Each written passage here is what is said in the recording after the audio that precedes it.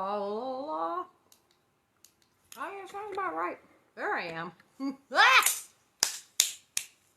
It's 1:30. I said I'd be back. Oh man, yesterday I did like nothing.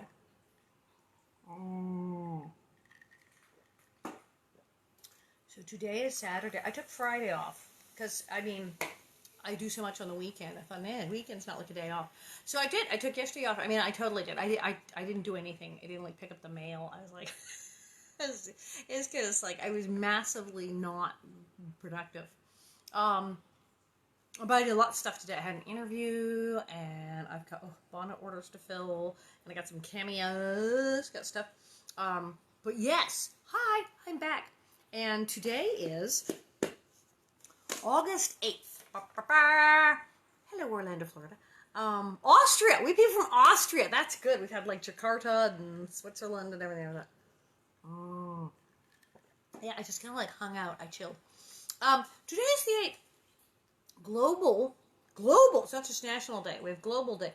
Global Sleep Under the Stars Night. National CBD Day. How many people are on like CBD? I'm the only person I think left in America who's not on CBD. It's the cannabis oil, the thing from the marijuana. It's not the THC. It's the CBD, and people have the cream. They put the cream, and they got the drops, and they got the pills. And apparently, it is a miracle drug. It has like all the benefits of the stuff in the marijuana, but not the smoke and not the THC. And people love it, love it, love it. I don't know. I'm not on it. But it's National CBD Day, so there you go. National Happiness Happens Day. Well, I suppose it does. Oh, God, National Frozen Custard Day. I love frozen custard. Do you love frozen custard? Yeah. Now, someone tell me what this is, and somebody even posted a thing on my page. National Sneak Some Zucchini Into Your Neighbor's Porch Day. What does this even mean? I mean, I grow stuff. I got tomatoes, but I wouldn't like go sneak them into the neighbors. Okay, somebody else is like not on CBD. I'm like, what? Yeah, right. No miracles here. Okay, Carol's going, no, it's not a miracle drug. Okay, I was like, yeah, nothing can cure everything. That doesn't usually. People go, it's good for this and this and this and all of these things over here. It's like, really? Usually something that's really good for this isn't good for all these other 17 other things. I don't know why you would sneak a zucchini into your neighbor's porch. Now, it's true, when people grow zucchini, they often find that they get more zucchini than they need. Maybe that's it. Like somebody grew zucchini, it was a bumper, and they're like literally sneaking it over the neighbors to get them to take some. Maybe that's it. National Dollar Day. I like National Dollar Day. I always like a dollar. Oh, it's National Bowling Day. Oh. Has anyone been bowling lately? I think bowling alleys would be closed. I guess you could socially distance if you only had like so many people in the bowling alley. I haven't been bowling in years. National Garage Sale Day.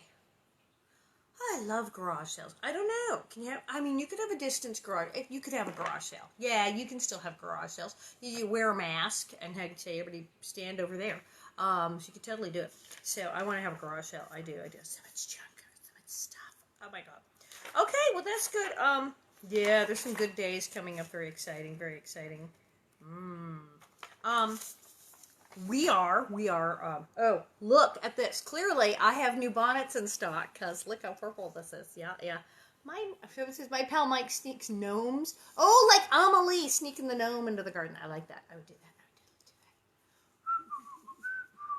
Oh, Julie says I wrote a whole article about how to have a safe garage sale. Send it to me, because, that's totally a thing I'm probably going to be doing. So we're currently reading a biography, Laura Ingalls Wilder, by William Anderson. I just burped hugely. I've been chugging this ginger ale. See, my stomach feels funny. So give me some ginger ale. Now I'm like, brrr. This is terrible.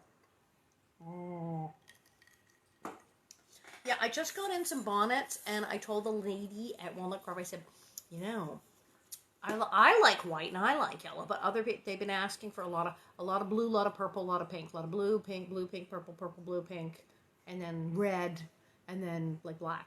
So we have that's purple. There you go. Goldfish. Ginger ale. Will totally settle your stomach. Awesome. No, Bill just said, is that a Missouri? This is a Minnesota bonnet. This is absolutely a Minnesota bonnet. I love Missouri. Sicily! Who's from Sicily? I didn't think we had anyone from Sicily before. All right. So we're up to chapter 3. As I said, it's good. It's good. Bill's not boring. Card over here.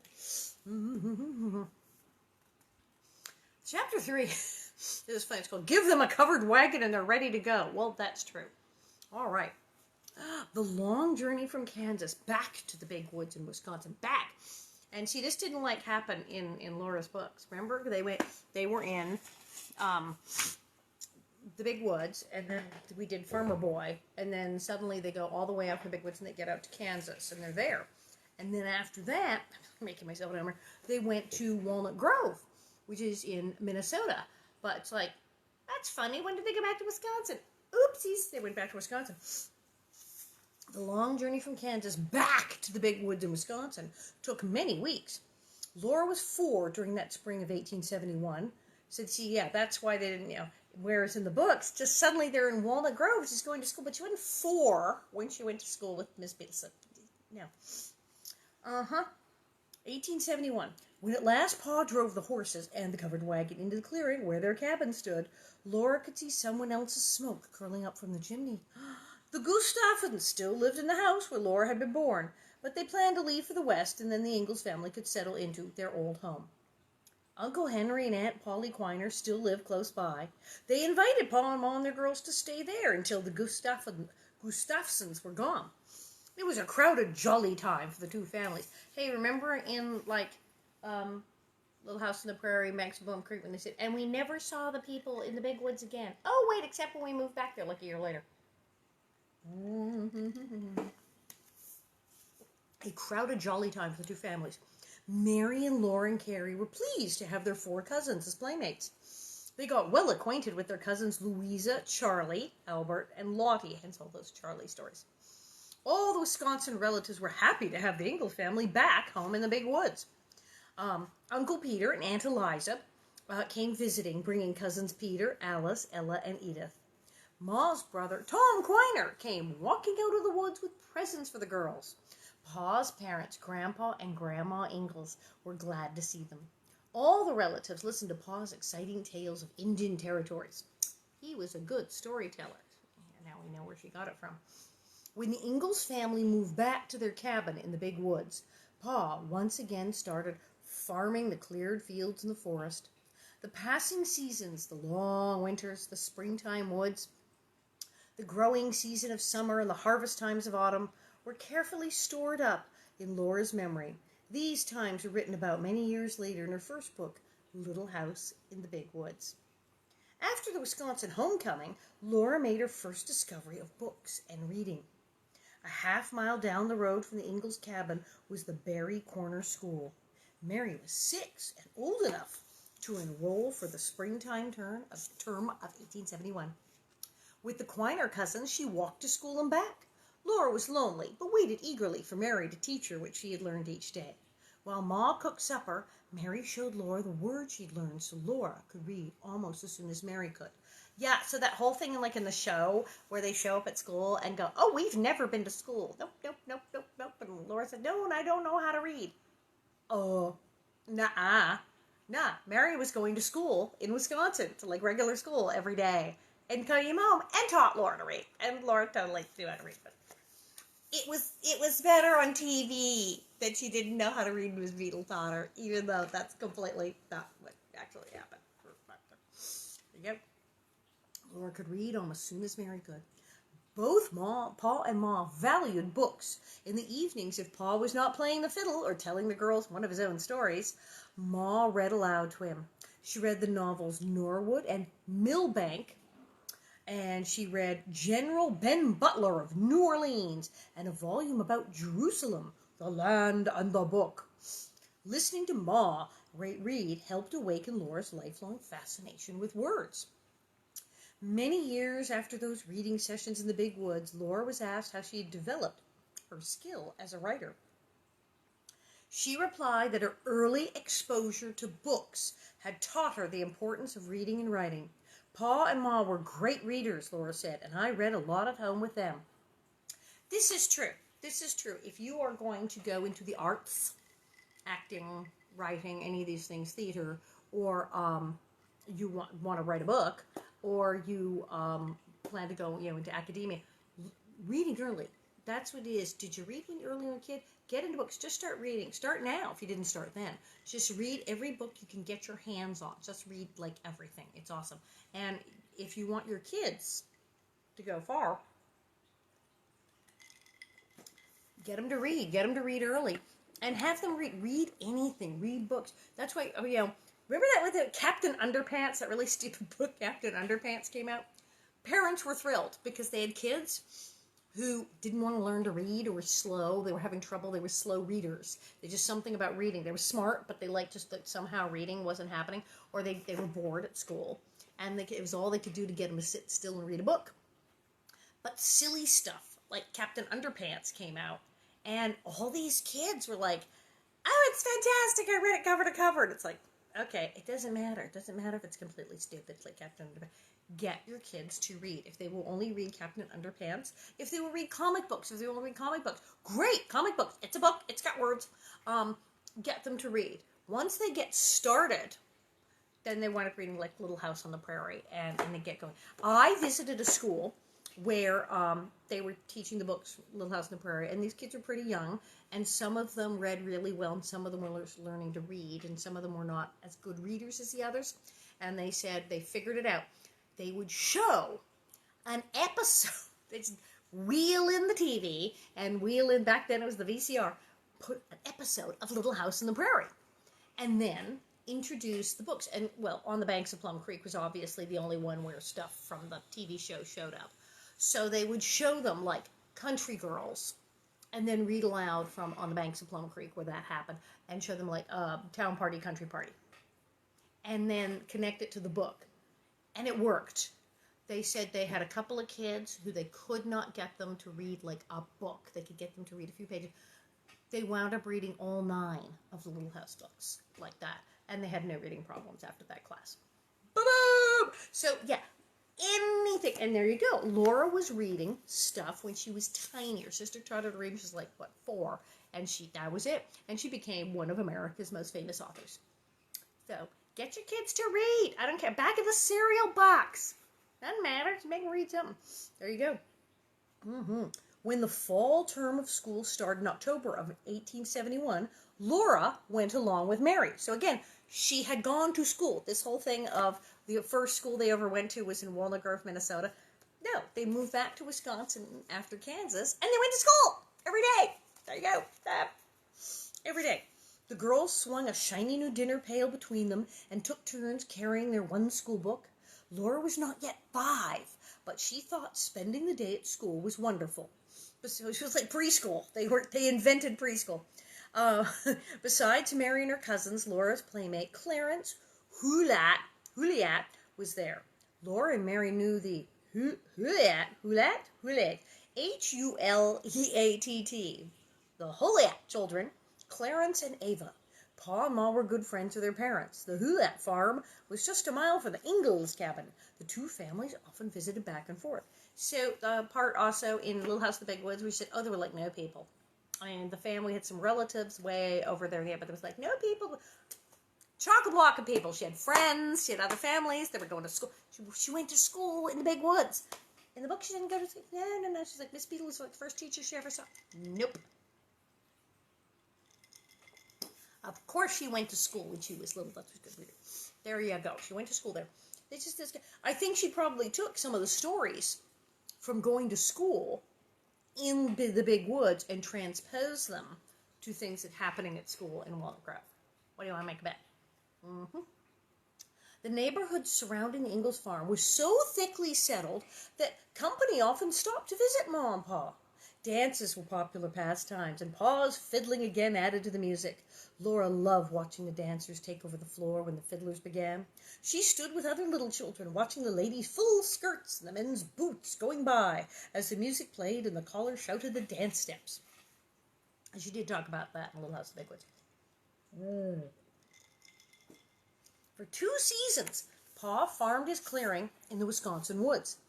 He still grumbled about the sprouting trees constantly rooted in his cleared fields. Pa wanted to go west again. He had liked the Kansas plains, and he wanted once again to live on the prairie. His fiddle even sang of the far-off places. Pa played Old Folks at Home and Dixie and There Is a Happy Land. Pa's voice was full of longing when he sang, in the starlight, let us wander gay and free. Ma laughed when Pa talked to her so earnestly about moving west again. She said that all Pa had was an itchin' foot. Trees and hills and neighbors suited Ma much better than the bare, flat, lonely plains. Pa talked to Uncle Peter and Aunt Eliza about moving west across the Mississippi River into the state of Minnesota. Beyond the bluffs and the round wooded hills of the river bottoms, the prairies flattened out past towns like Mankato, and New Ulm. Now, see, on the show we talked about Mankato. On the show we talked about Sleepy Eye. I don't think they ever talked about New Ulm, but it's totally near Walnut Grove. And I have been to New Ulm. I've been to Mankato and Sleepy Eye and New Ulm and Tracy. I've been to the whole thing. New Ulm. Ma liked the idea of traveling with another family over those flat lands with so few towns and settlers. Because, yeah, they did the thing to Kansas and back alone, and it was kind of terrifying. They almost died.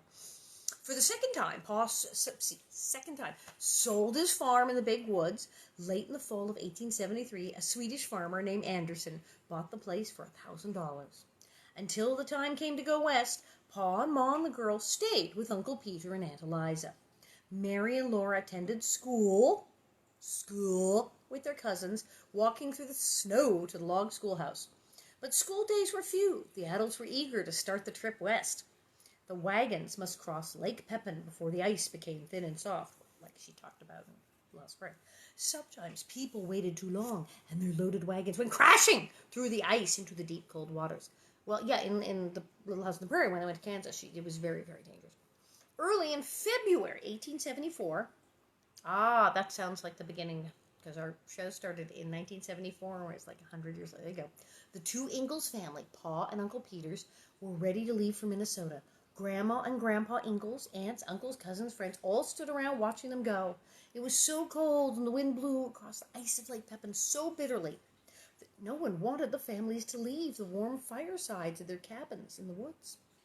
Most of Pa's and Ma's brothers and sisters never moved farther west than their Wisconsin homes. One uncle, wondering why anyone would want to venture out into the unknown, tried to explain the pioneering wanderlust of Charles and Peter Ingalls. "Give them a covered wagon," he exclaimed. "They're ready to go." On February 7th, 1874, Laura's 7th birthday. See, now we're starting to go, that's about how old she is at the beginning of the era of Walnut Grove. Now it's making sense. The families crossed Lake Pepin. On the other side of the town of Lake City was the town of Lake City, Minnesota. Pa and Ma and Uncle Peter and Aunt Eliza bustled all the cousins into the warmth of the Lake City Hotel.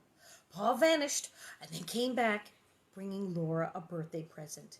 It was a book of poems called The Floweret. Lake City was on the eastern edge of Minnesota, but Pa wanted to settle in the western part of the state.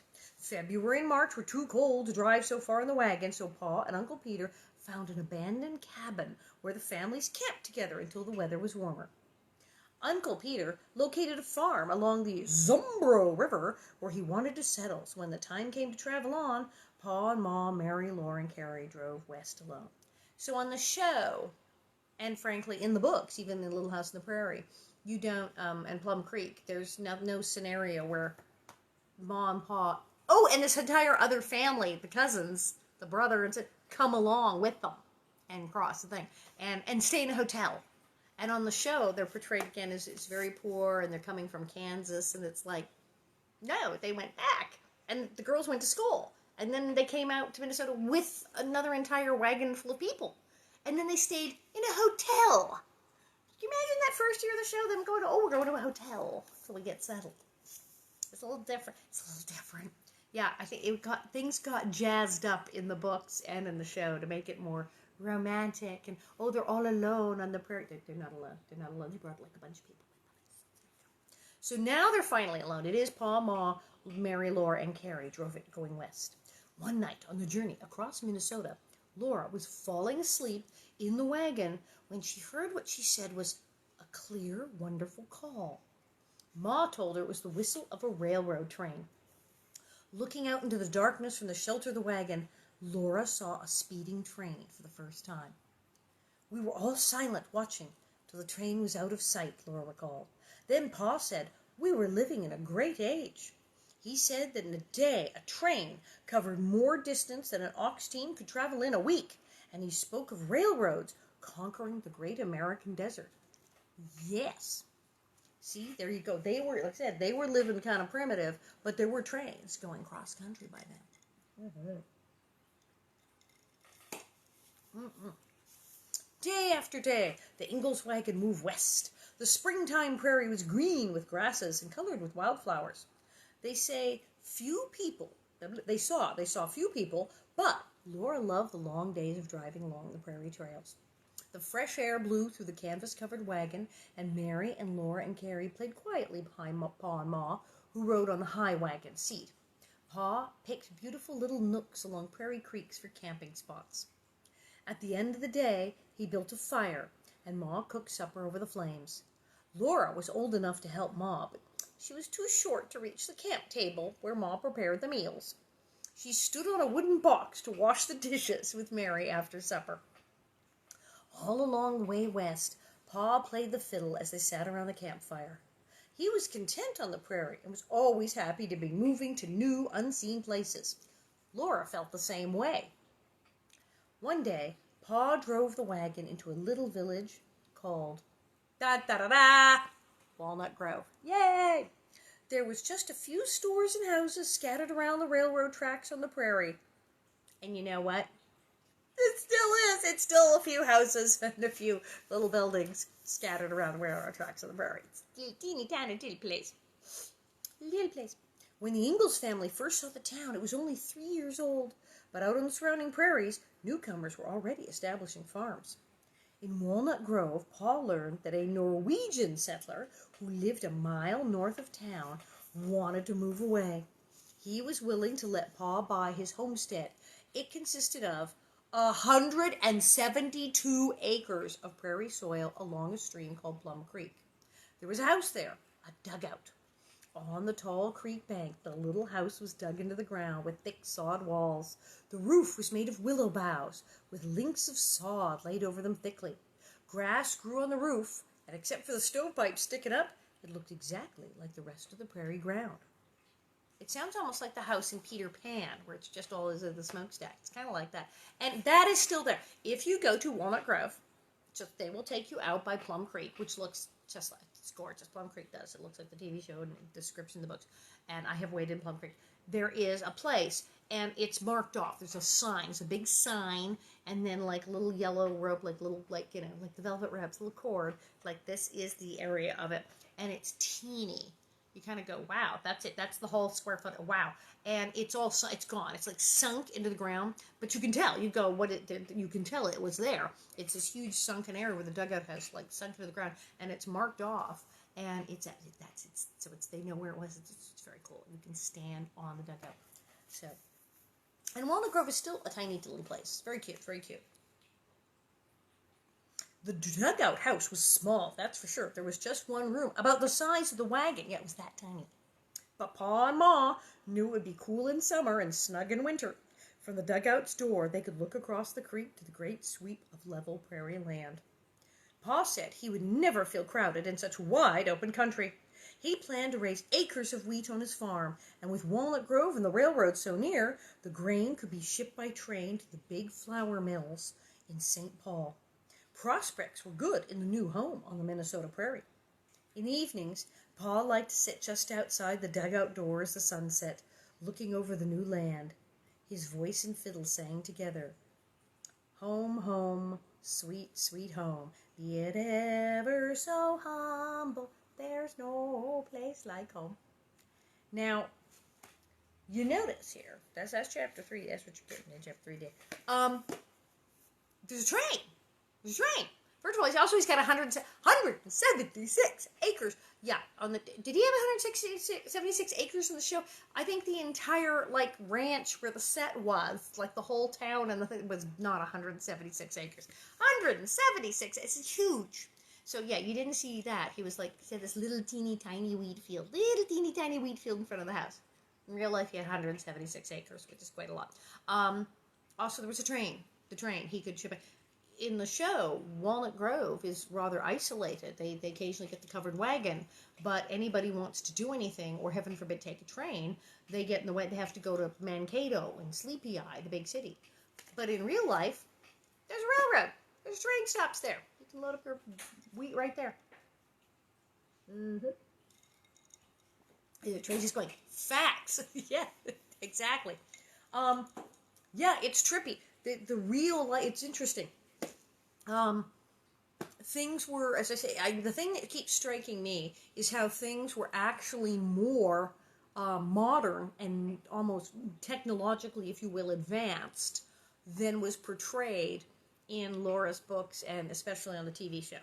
I mean, yes, towards the end it's like, look, we have a telephone, but you have sequences where they're very much in covered wagons and eating their hardtack and their cornbread, and the people are taking trains cross country and staying in hotels and shopping in big markets and going to real big schools with hundreds of people in other places. It's just they're in really, really tiny isolated areas. And then even the isolated areas, even Walnut Grove, hello, there's a train station. Didn't have a train station in the show. Nope. It was very isolated. And the Ingalls were always alone. It was always just Ma and Pa and the kids out on the prairie. And then you start reading the books and there's all these other people.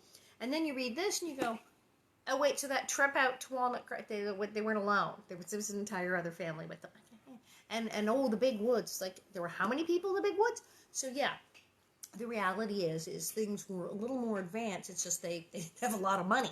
So, and they were out in the country, so they didn't have access to a lot of the modern conveniences that were starting to happen in the late 1800s. In the 1870s, some people were living quite well. Boughton curtains and Boughton furniture, don't you know? We have 3 sets of dishes. So that did happen, but it's interesting to see how much that whole trip, because we just went through the whole books here, and they did Little House in Big Woods, they went to Farmer Boy, and then the Little House in the Prairie, they go to Kansas, and then they leave Kansas, and then the next thing, it's on the banks of Plum Creek, they're in Minnesota, and skipping this whole thing of going back to Wisconsin. And suddenly in Walnut Grove, they've never been to school, and Laura doesn't know how to read, and they're meeting Miss Beadle, and it's like, you just went back to Wisconsin for like 2-3 years, and learned how to read, and went to school, and had a whole life. It's like, let's just leave that part out. Let's just skip that. So, funky. Very funky. So there's things that skipped. And then as we read, there's a whole Burr Oak, Iowa sequence that doesn't happen in the books. There's just like, Iowa? We never went to Iowa. What about Iowa? So that's it is interesting. And then you get Laura's autobiography, the whole Prairie Girl thing, where it's just like, oh yeah, and I made this up and I made that up and I made up this character. It's like, So remember, when you do read the Little House books, they are not in the nonfiction section of the library. They are in the historical fiction section of the library. They are novels. They're not actually like by the encyclopedia and the history books. They are novels. There are true stories in them. She absolutely relates several stories in the books that absolutely happened. The family members, all the Ingalls family members she talks about, and Carolyn said those people were all absolutely real and all lived. Some of the people that she talks about she hung out with were real and existed. And some of them didn't. Some of them were Nellie is like 3 different people. Some of them are composites, and some of them were, well, there was that guy we met when we were living there, but it'd be more interesting if he showed up here. So, for continuity and things, the books are, a lot of people go, well, the TV show, that didn't happen in the books. Yeah, and half the stuff in the books didn't happen. So they're really good, but when you start reading the actual history of and then they went, you go, I don't remember going. So yeah, they changed it up like mad. for the books. And then we got hold of it and went, well, let's see what we can do. I changed things up like crazy for the show. So this is fun because this is, yes, it's Bill Anderson, but you're getting the scoop. Because in the books, it's Big Woods, House on the Prairie, Farmer Boy, The Banks of Plum Creek, and that's right. Other books by, let's see, we did On the Way Home. Oh, West from Home. We could a Little House Sampler. They got a Little House Sampler cassette. Oh, no, read by Judy Collins. Wow, I didn't know that. Books about Laura. Okay, we're doing this one. Laura Ingalls Wilder Songbook, Little House Cookbook. I have that. Laura Ingalls Wilder Country. Bill Anderson did that one. So yeah, they give you a list if you haven't found that. So it's on. There's oodles and oodles stuff to read, but this is pretty cool. So tomorrow is Sunday. This is going to be cool because we actually get to Plum Creek. So then we're kind of getting to the section of her life that was on the banks of Plum Creek and where the show really kind of did. So that'll be tomorrow. And that's kind of, low. Is that a short chapter? Why, it is. Well, you might get to. Because then comes A Year in Baroque and pictures. Lots of pictures. Okay, Year in Baroque, which somehow miraculously disappeared from books. So we were tomorrow, again at 1:30. So get your snacks and things ready. And yes, we have more. I got a stack of orders to fill. I finally got more bonnets in. Oh, I told you about the tin cups. Some have the logo on them and some don't. So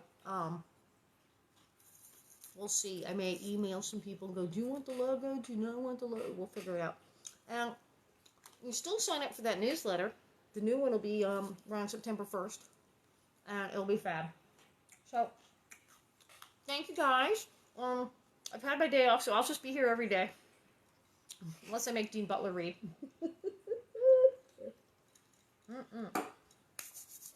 And we shall have a fabulous time. So, wear your masks, wash your hands, call your friends, take care, and I'll see you tomorrow.